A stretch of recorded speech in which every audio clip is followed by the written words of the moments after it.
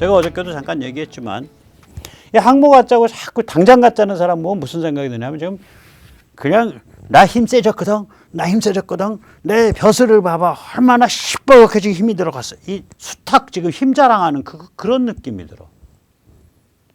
근데 이 사람들한테 묻고 싶은 게 있어요. 외교 안보 정치적 판단에 대해서 당신은 뭐라고 생각하냐. 일단 항모를 갖는다는 얘기는 남중국, 동중국해 갈등에 직접 개입하겠다는 소리예요. 저게. 원양, 대양 해군. 오케이, 대양이 어딘데 우리한테. 대양 마다가스카르 앞에 거기는 아닐 거고요. 인도 앞에 거기도 아닐 거고요. 지중해 거기도 아닐 거고요. 대양이 어디냐고. 남중국해예요. 동중국해. 그럼 중국과 어떻게 얘기하려고 그 다음에. 그렇잖아도 우리가 지금 걔들 목에다 비수 겨누고 있는 상태인데 그 지정학적 위치가 항모까지 짜갖고 저기 가겠다? 그게 말이 되는 소리냐 이거야. 두 번째는 뭐냐면 그 항모 만들고 나서는 반미 가야지 그러니까. 오히려 항모를 만들고 나면 더욱더 반미를 하게 돼요 우리가. 반중을 하는 게 아니라. 두 번째는 우리만의 전장. 우리가 책임을 제일 많이 져야 되는 전장이 어디냐 이거. 서해 아니야 서해. 중국의 급소가 어디냐 서해 아니에요. 그럼 또 세 번째. 서해에서 항모 기동합니까? 8조 10조짜리 표적판 떠다니는 건데. 아까 보셨잖아요. 백령도랑 산둥반도 앞이 300km인데 300km면은 중간에 떠가면 150km잖아요. 산둥반도 앞에서 200km나 200km라고 칩시다. 아까 초음속 미사일 저거 해수면 시스키밍에서 갈 때 최소한 마하 4 나오거든요. 음속의 4배. 그럼 오케이. 좀 적게 잡아서 초속 1초라고 하자고요. 쏘면은 150초면 들어먹는데 5발 쏘면 항모 하나 들어먹죠. 잠수함에서 중국 잠수함 숨었다가 어뢰 쏴. 어뢰가 보통 시속 한 5, 60km 갈 거예요. 그러면 10km 밖에 숨어 있다가 쏘면은 그게 10분이면 가서 들어먹는데. 8조, 10조짜리 표적판이에요. 그리고 항모를 갖다라는 거는 세계를 경영하겠다는 얘기예요. 지역을 경영하고 항모 전단에 걸맞는 외교가 있냐고. 우리가 외교부 쪽에서 인도네시아, 필리핀, 대만 이런 쪽, 이 대만을 상대로 외교부 쪽에서 미국은 보세요. 항모가 많은 나라죠. 거기는 국무부가 1등 부서잖아요. 권력 서열로 보나 힘으로 보나 국무부가. 우리 외교부가 1등 부서냐고. 그냥 직업 외교관들이 그냥 점잖게 와인이나 마시고 있는 동네로 쳐버리지 외교부는 우리는. 그러니까 항모랑 관계된 외교 안보적 문맥이 성립을 안 하는 거라. 근데 항모랑 관계된 기술적 고민도 있어요. 어제도 잠깐 말씀드렸지만. 야, 그 항모에 실리는 비행기들이 전부 수직 착륙이야? 아니면 달려서 뜨는 비행기도 있는 거야? 수직 착륙만 두죠. 그럼 강습함이네. 그건 항모가 아니거든요. 거기다가 수직 착륙 비행기들은요, 헬기가 아니면은 굉장히 고장도 작고 이 가성비가 높아요. 낮아요. 그 F-35가 가성비 낮은 걸로 악명이 높은 비행기인데, 그래도 그게 최고니까 사서 써야죠. F-35가 가성비가 낮은데도 F-35 중에 수직이 착륙하는 F-35B 이건 가성비 진짜 낮거든요.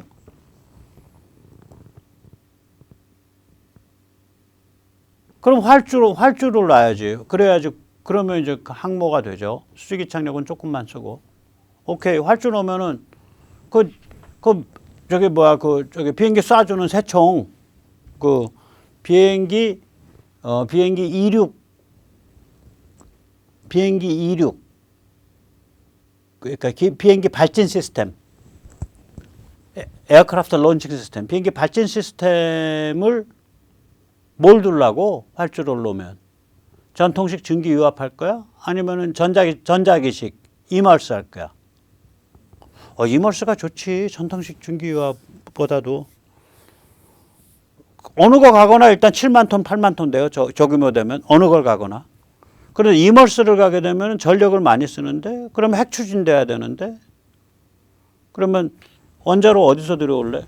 아, 그거 모른다니까. 일단 항모 설계해. 아, 뭘 가지고 설계하냐고. 상수가 돼야 될 조건들이 전부 정의가 안 돼 있어요, 지금. 정의를 못 해. 기술이 굉장히 빠르고 우리 대한민국의 그 미국과의 관계의 그 전략성이 지금 미국이 우리 미사일 풀어준 게 작년입니다. 작년에 비로소 우리 손목 같은 걸 풀었어요. 완전히 푼 게 미사일 협정. 아직도 원자력 협정에 의해서 군사용 소형 원자로 못 만듭니다.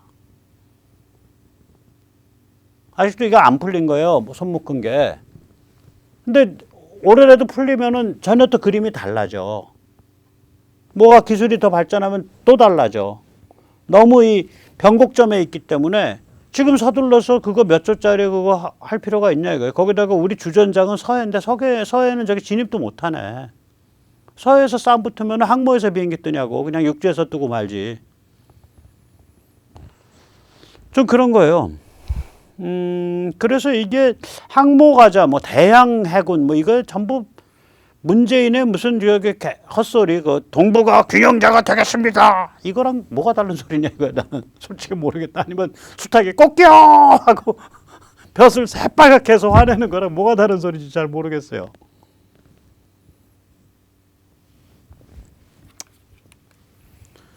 자, 그래서 우리가 이제 자유진영 2, 3위의 군수산업 국가입니다. 올해 한 4위 아니면 3위 할 거고요. 몇 년 지나면 2위, 3위 할 거예요. 독일을 제끼면 3위, 프랑스 제끼면 2위입니다. 그래서 그런지 러시아, 중국이 우리를 자극하지 않으려 하는 움직임이 좀 있죠. 러시아 그렇게 일본에 대해서는 그냥 아주 철퇴를 내려서 일본이 지금 사할린 가스 뭐 이런 거 다 끊기고 그래서 난리가 났죠. 아마 문재인 같은 사람 말 들어서 러시아 파이프 가스 사할린 거 들어오고 있었으면은 저희도 작살 난 거죠. 혹은 러시아 그 액화 천연가스 LNG라도 많이 들어왔으면 저희도 작살 난 거죠. 그때 안 들어오게 잘했죠. 그러면 우리는 이제 그런데도 불구하고 러시아는 또 우리한테 받아갈 게 많단 말이에요. 앞으로 LNG 플랜트나 LNG 선이 있으니까 우리 쪽에 대해서는 보복을 안 취하고 있어요. 같이 경제 제재를 했음에도. 중국도 어저께도 말씀드렸지만 그 나토 같지만 그 일본의 그 수상에 대해서는 극언을 하면서도 중국 외교부가 우리 쪽에 윤석열 대통령에 대해서는 극언을 안 해요. 러시아, 중국이 우리를 자극 안 하려고 한다고요. 쟤들 왜 그러냐면 쟤들 뭐 기계 좋지, 반도체 좋지, 그 다음에 저거 좋지, 저기 조선 좋지. 그 다음에 저기서 만약에 한국이 지금 배가요.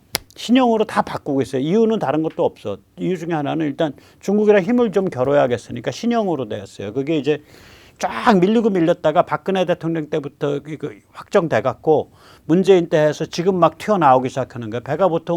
배도 똑같아요. 물속에 들어갔다고 다음날 해군으로 안 갑니다. 한 2년 돌려본 다음에 보내요.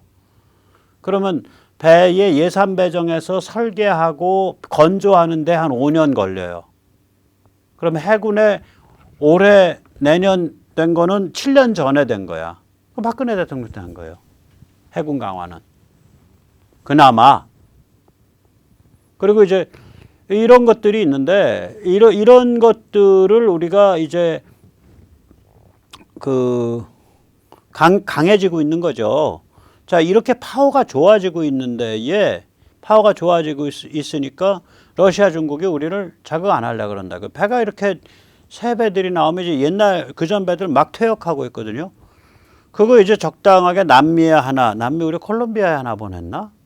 또 어디 하나 이렇게 차례로 좀 보내고 있어요. 필리핀에 하나. 근데 필리핀은 자기들 입장에서는 그게 최고의 배야. 우리가 또 보낼 때 그냥 뭐 굴딱지 닥지 붙은 거 그렇게 보냅니까? 싹 뜯어서 새로 딱 도색해가지고 장비도 싹 옛날 장비들 중에 이제 보관돼 있던 거 새 걸로 쫙 오버홀 해가지고 딱 그냥 새 거 같이 반짝반짝해서 보내준단 말이에요. 그러면 그런 배 살려 그러면은 몇천억 줘야 되는데 갑자기 몇천억짜리 배가 하나 들어왔어. 솔직히 까고 말해서 배 다 몽창 몰아서 필리핀 보내면 어떡할 텐데. 남중국해에서. 남중국해에 우리 중국 그 골탕 먹이는 법 그거예요. 퇴역하는 배 전부 모아서 흐트러뜨리지 말고 전부 필리핀 주는 거야. 그것도 그냥 돈 들여가지고 그냥 오버홀 정확하게 하고 있는 그 뭐전 포 같은 것도 뭐 한 저기 뭐 몇십억 하는 그 팔랑스 같은 걸로 저거 바꿔주고 너도 쏘는 거. 그거 저기 뭐야 초음속 비행기 다가오는 것도 잡거든요. 그거 어떡할 텐데. 레이더도 최신식 A사 레이더로 다 바꿔줘 갖고 보내면 어떡할 텐데. 겉은 중고 줬다는 거지. 국가 사이의 호의에 의해서. 그러니까 중국이 우리 못 씹는 거예요. 그래서 우리 힘이 좋아졌어. 그럼 지능적이고 전략적이 돼야지. 우선 첫째, 미국의 상징적 제어수단을 내줘야 돼요. 유튜브 보면서 이제 이제 그 군사평론 하시는 분들 정말 실력이 좋은데 그냥 뭐 시청자들을 많이 의식해서 그런지 계속 무슨 저기 KF-21 조선에 좋은 비행기 만들었는데 저 엔진도 국산화해야 됩니다. 어차피 한화 에어로다이내믹스인가? 에어로스페이스인가?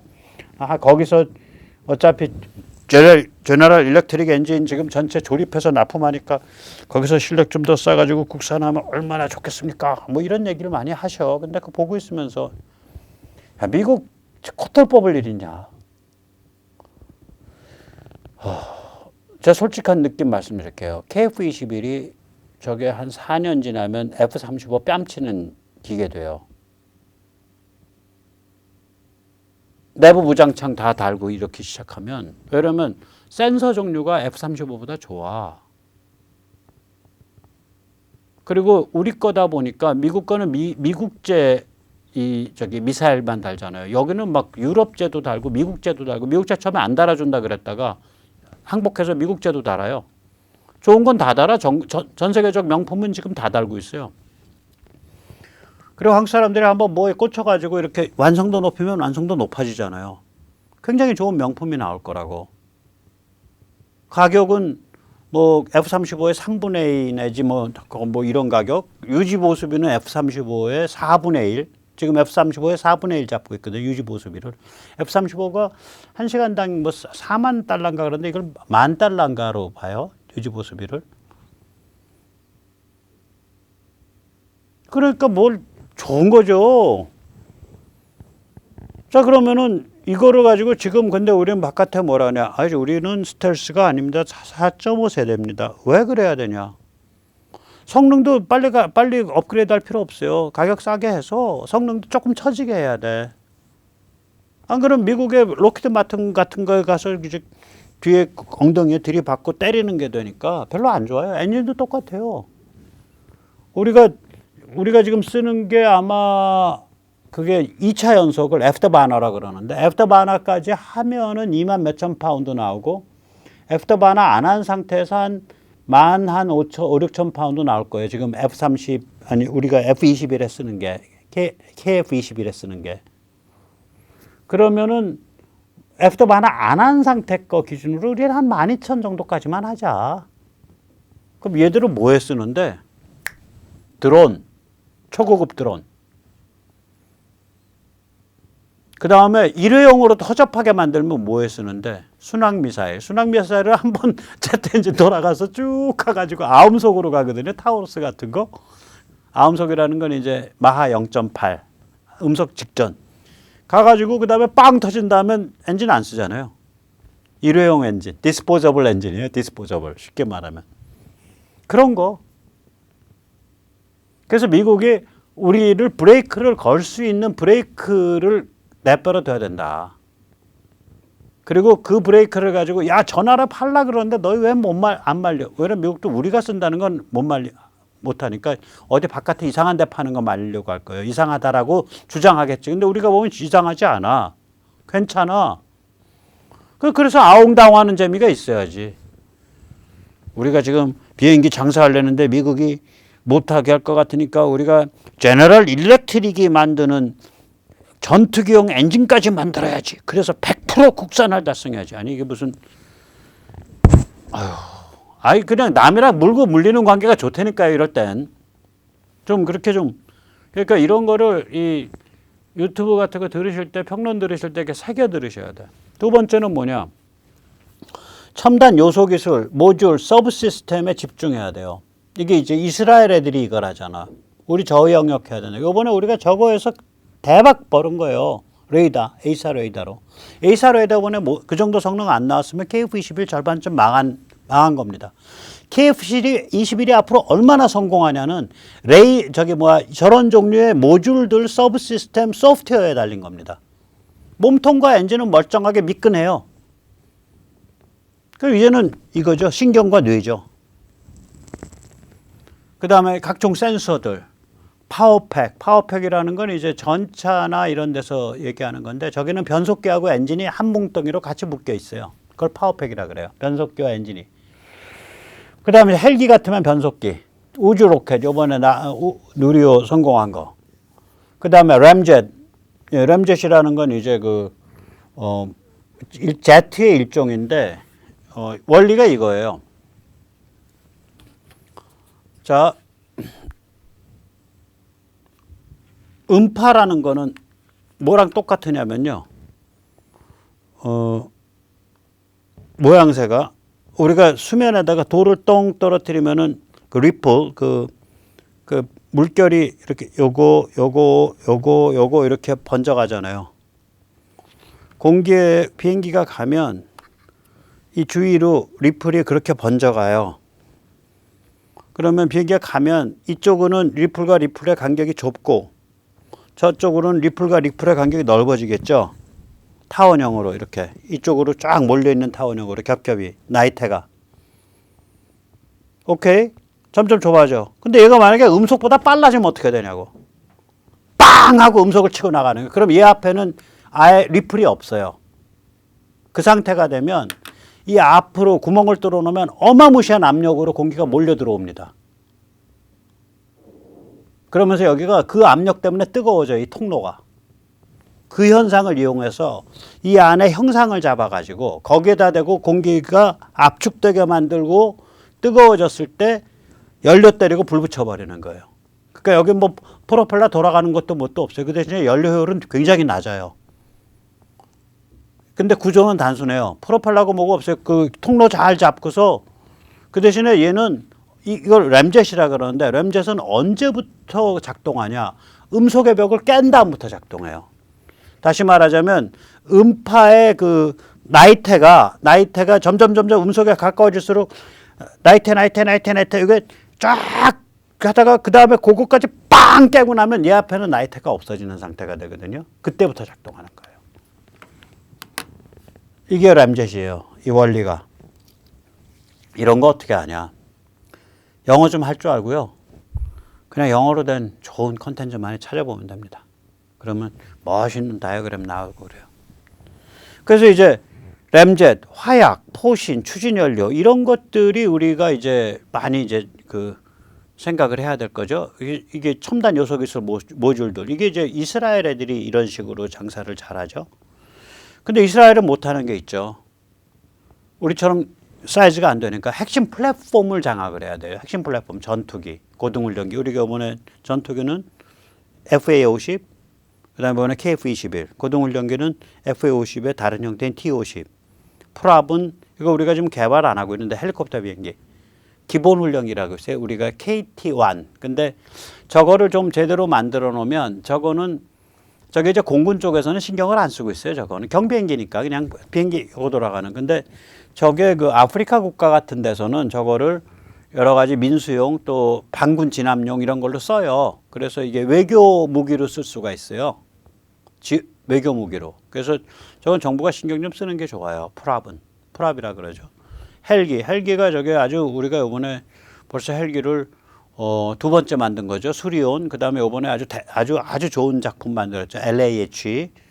그 다음번에 우리가 하면 이제 그 시속 한 450km, 500km 달리는 아주 최상급 헬기 만들 거예요. 디파이언트. 지금 미국의 디파이언트 같은 그런 헬기. 그거까지 나오면 우리가 헬기를 완전히 장악하는 거고요. 우리 드론 무지하게 잘 만듭니다. 미국 수준입니다. 드론의 문제가 아니라 드론 같은 경우는 이제 저기 이제 뭐 15,000m, 18,000m 상공에 떴을 때 그때의 레이더나 그때 때의 촬영 장비가 작동하냐예요. 앞에 자꾸 못 껴. 근데 이게 작으니까 그걸 복잡하게 할 수도 없고. 그 다음에 수송기 하겠다고 지금 뭐 제안서 받고 있는 중일 거예요. 8월까지 제안서 받는데 저건 나중에 다시 한번 말씀드리겠습니다. 탱크, 장갑차, 자주포, 함정, 함수함 이런 걸 플랫폼이라 그래요. 똑 떨어지게 어떤 한 시스템이 크게 갖춰진 거. 전투기, 고등훈련기, 뭐 헬기. 저런 그 플랫폼이 있으면은 이제 그거가 되죠. 그 다음에 이제 미사일 방공망, 그 다음에 우주로켓, 중소형 위성, 큐브 위성. 그리고 저는 플랫폼에 소프트 플랫폼을 넣는 거죠. 아까 미션 소프트웨어. 그 다음에 우리 그걸 뭐죠? KTMO 셀이라고 있어요. 그러니까 Korean Theater Missile Operation Cell. 그러니까 탄도 작전실, 탄도 미사일 작전실. 한국. 그게 이제 방공망 운영하는 건데 엄청난 소프트웨어 덩어리예요, 실제로는. 모든 정찰 자산에서 오는 걸 거기가 다 하나로 엮여서 보여주니까. 그 다음에 예를 들어 배 간다 그러면 그것도 배도 미션 소프트웨어가 있죠. 비행기 탄 미션 소프트웨어 있죠. 그게 또 전체적으로 다 엮이죠. 링크로, 데이터 링크로. 뭐 이런 것들을, 그런 것들을 이제 우리가 만들어야 되는 거죠. 그런 게 잘 되고 있어요. 잘 할 거예요. 그 다음에 이제 중국에 대한 억지력, 이게 핵심입니다. 정찰위성 많이 띄워야 되는데 원래 우리가 5개 띄우기로 되는데 올해까지 아마 7개쯤 더 추가한다는 얘기가 지금 돌아요. 한 2, 3조 더 써서. 좋은 일이고요. 또 이거는 정찰위성 하나가 뭐 한 2천억씩 이렇게 하거든요. 제대로 된 정찰위성. 그거 말고 그 큐브형 조그만 나노위성. 요번에 그 누리호가 보냈잖아요. 그래서 이렇게 똥똥똥똥 새끼 까는 어저께 베이스 캠프 이른바 성능 검증 위성이라고 하는 박스 그거 해서 한 50개 뿌려버리면 되죠. 그 다음 우리가 이제 수중 감시망인데요. 이거 지금에서야 구축하기 시작했어요. 우리가 이제 기술도 없고 돈도 없어서 그랬을 거예요. 사실은 이걸 MB 정부나 박근혜 정부 때 했었으면 좋았다고 생각을 합니다. 이 서해가 수중 감시망 깔기가 더러워요. 일단 뿌예. 온도 차이가 너무 심해. 조수간만과 내 안에 바다가 천해자 천해. 그러니까 평균 수심 44m, 제일 깊은 데가 100몇십 m니까 이거 바다가 아니라고요. 어떻게 보면 그냥 천해예요. 얕을 천차 천해. 아주 수중 감시망 까는 게 아주 더러운데요. 그래서 아주 첨단 장비를 깔아야 돼요. 저기가. 저는 저거를 백령도서부터 쭉 내려가지고 칠광구까지 다 깔자는 거예요. 저쪽에 미국이 깔아놓은 수중 감시망이 오키나와에서 대만까지인가 가고 있을 거예요. 그러니까 거기까지 만나게. 그래서 지나다니는 거 다 알게. 우리 영해로 들어오는 것도 영해 쪽으로 둘러서 깔고. 저는 깔자는 입장이야. 지금 이제 서해 쪽에 일부 구축하는데 저 북한을 겨냥하고 구축을 해요. 아니 방향이 북한도 북한이지만 그러니까 뭐 NLL 따라서 북한도 북한이지만은 중국을 겨냥하고 이렇게 남북으로 해야 된다. 저는 그렇게 생각을 하고요. 그 다음에 이제 해저 센서, 그 다음에 이거가 그래서 서해 쪽은 이 센서만 가지고는 몰라요. 센서가 워낙 시그널이 저게 쉽게 말하면 지저분하게 나온다 그러더라고요. 저걸 정찰 위상이랑 같이 해갖고 보정을 시켜줘야 된다 그러더라고요. 그 다음에 해안 레이더, 저거 진짜 부끄러운 일입니다. 해안 레이더 저 수명 끝난 지가 한 10년 된 거를 쓰고 있어요. 10년 이상 된 거를. 지금에야 교체 중이에요. 그 다음에 잠수함, 어뢰 및 수중 발사, 잠대지, 잠대함, 초음속, 극초음속 미사일. 그래야죠. 네, 잠수함 굉장히 강화시켜놔야 돼요. 구축함, 그러니까 잠수함을 더 많이 찍어야 돼.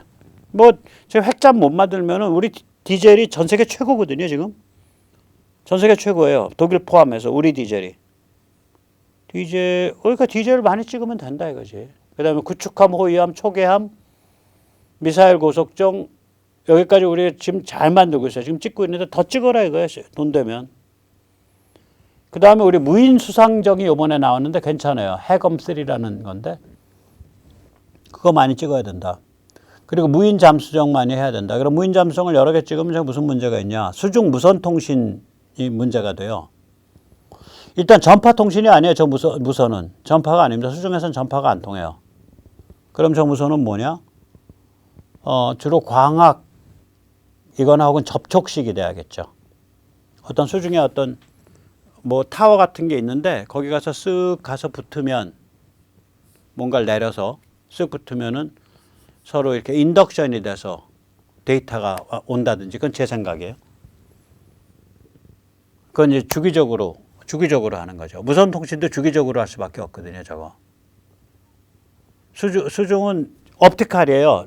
뭐 LED나 레이저를 쏴갖고 무선 통신을 해요. 그러니까 모뎀이 양쪽 모뎀이. 근데 저게 뭐야 워낙 뿌얘갖고 아니면 이제 수중 안테나 올리는 거죠. 수면으로 줄쭉해서 이제 수면에 요만한 부표가 떠서 얘가 이제 물에 젖어가면서 촐랑촐랑하면서 위에 쏘는 거지 이제. 공같이 생긴 애가, 뭐 박스같이 생긴 애가. 그 다음에 중거리 탄도미사일 많이 해야 되고요. 그 다음에 이제 저는 그렇게 생각을 해요. 이게 항공모함 만들고 무슨 수직 이착륙하는 거 그거 고민하지 말고 항속거리 연장을 고민해야 된다. 지금 KF-21이 연료통 안 채웠을 때, 저는 연료통 안 채운 개념입니다. 연료통 안 채웠을 때 2,200km 이렇게 될 거예요. 지금 나오는 게. 연료통 안 채우고 3,000에서 3,500km 뛰는 놈 만들어야 된다고 봐요. 그럼 연료통 채우면 4,000km 넘죠. 그러면 우리가 서해를 건너서 내륙으로 1,000km를 들어갈 수 있는 거예요.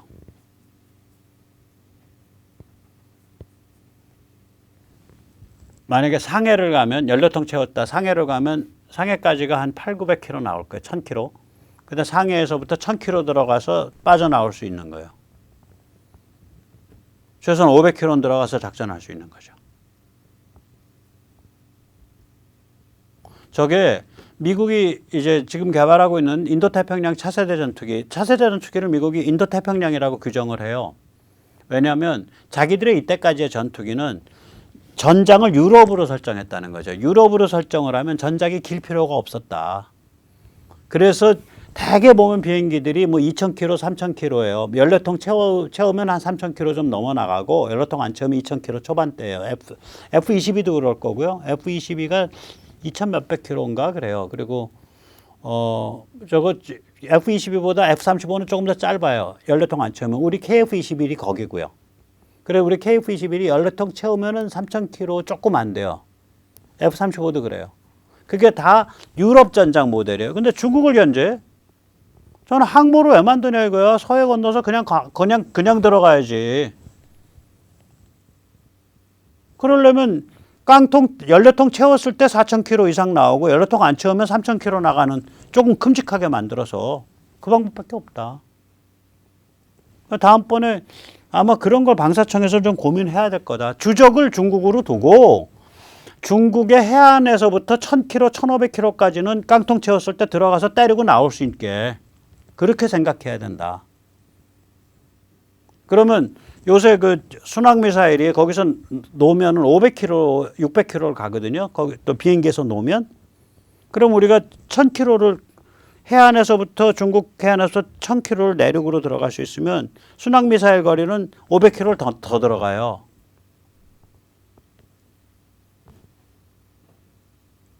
그러니까 중국 내륙에서 1,500km쯤 들어가면요. 거의 뭐 중경시까지 될 겁니다. 중경.